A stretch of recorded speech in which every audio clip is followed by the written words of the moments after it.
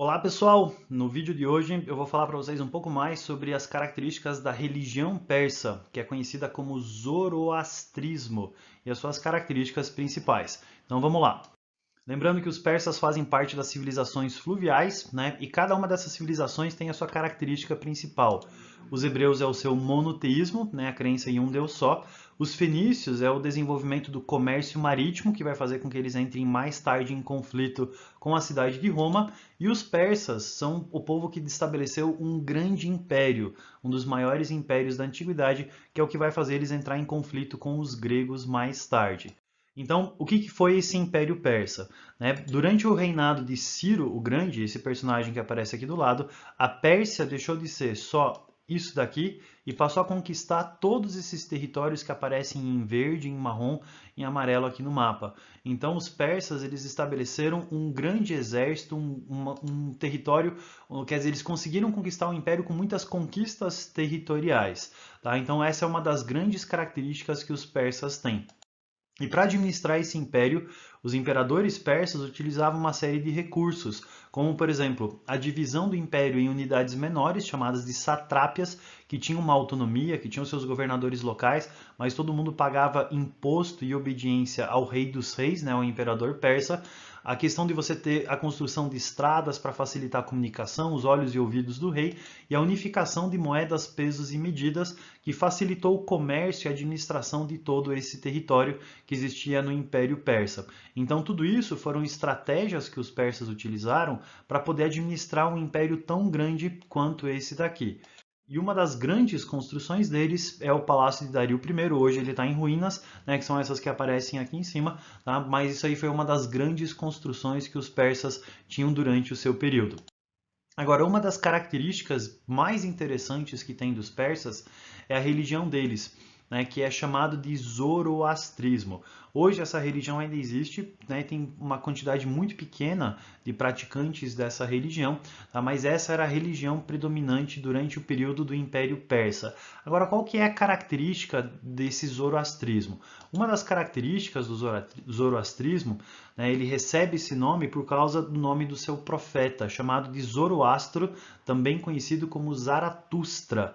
Tá? Então, de acordo com a crença do zoroastrismo, Zaratustra acaba recebendo uma revelação do deus deles, né, que vai dizer para eles qual que era a forma de organização que existia nesse mundo. E de acordo com o zoroastrismo, existem dois deuses diferentes. Por isso, o zoroastrismo ele é dualista. Ele acredita em dois deuses. Tá? Ao invés de você ter um, ou ao invés de você ter vários, você tem dois deuses. E esses deuses principais são Ahura Mazda, e Ahura Mazda, que é essa figura representada aqui com asas, né, esse deus ele seria o deus responsável pela criação de todas as coisas boas, ou seja, ele é o deus que cria as coisas boas, ele é o deus bom. Né? Então, esse Deus ele é responsável pela criação do mundo, pela criação da vida, pela criação do espírito humano, pela criação do sol, responsável pela criação de todas as coisas boas, tipo picanha, costela, todas essas coisas que são gostosas na vida. Então, esse é o Deus bom. E a partir desse Deus, ele era ajudado por algumas emanações dele, ou seja, se separavam dele outras figuras, outras criaturas que eram uma espécie de ajudantes dele, que eram uma espécie de mensageiros dele. Agora, além desse Deus bom, você tem um outro Deus, que é o Deus ruim, que é Arimã, também conhecido como Angra Amaino.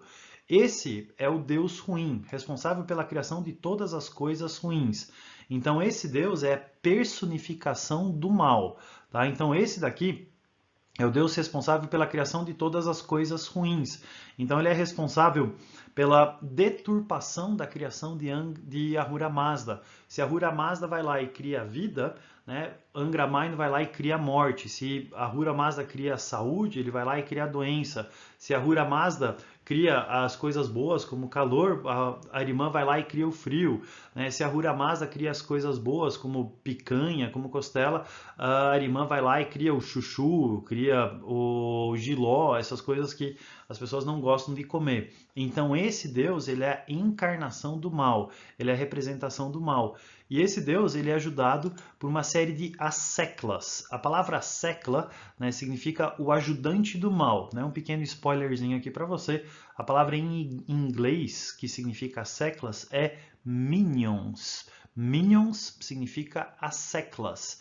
Então, os asseclas são aqueles que são os seguidores de um líder malvado, aqueles que são os ajudantes do mal. Então, de um lado você tem o Deus bom com os seus ajudantes e do outro lado você tem o Deus mal com os seus ajudantes. E o homem está no meio disso. O homem está no meio desse conflito entre Ahura Mazda e Arimã. Por que que o homem está no meio? Porque o homem ele tem duas partes do seu corpo, cada uma criada por um dos deuses. Então ele tem o espírito, que é imortal, que foi criado por Ahura Mazda, e ele tem o corpo, que é mortal, que foi criado por Arimã. E por causa disso, o homem, de acordo com o zoroastrismo, tem um elemento de cada um dos deuses. E uma das características muito fortes do zoroastrismo é que o zoroastrismo ele fala sobre a questão da ética, sobre a questão das escolhas. Ou seja, de acordo com o zoroastrismo, o homem ele é livre para escolher fazer coisas boas ou fazer coisas ruins, servir ao Deus bom ou servir ao Deus ruim, de acordo com as escolhas que a pessoa faz. E de acordo com essas escolhas que a pessoa faz, né, ela pode ser recompensada, ou seja, se você for uma pessoa boa, fizer escolhas boas, estiver servindo a Ahura Mazda, de acordo com a crença do zoroastrismo, você seria recompensado com paradisos, que significa o jardim das delícias, seria para um palácio cheio de jardins e coisas boas para você desfrutar o resto da eternidade.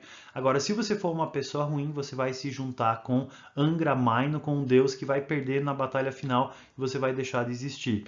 Então, a questão da ética, a questão de você fazer escolhas e através das suas escolhas mostrar qual dos deuses que você está servindo é uma questão bem importante do zoroastrismo.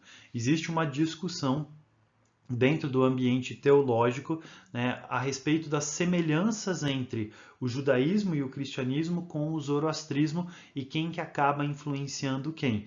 Tá? Então você tem essas influências que aconteceram no mundo antigo porque os persas entraram em contato com os judeus, né, eles vão viver nesse ambiente que mais tarde vai dar origem ao cristianismo, então existem essas discussões aí. Tá? Mas essa é a característica geral que você tem aí dessa religião do zoroastrismo, uma religião que é dualista, que acredita em dois deuses, e o homem faz as suas escolhas, né, de acordo com as decisões que ele toma na sua vida. Agora, esse Império Persa, ele se envolveu em uma série de conflitos ao longo de sua história. O motivo pelo qual nós temos que estudar esse império é por causa das guerras que eles empreenderam contra os gregos. O nome dessas guerras é guerras médicas, né? Mais tarde você vai estudar por que que elas recebem esse nome, mas esse conflito com as guerras médicas é o que faz você ter que estudar esse conteúdo. Você precisa estudar os persas, porque mais tarde, quando você estudar os gregos, você vai ver essas guerras e você precisa saber que povo que é esse.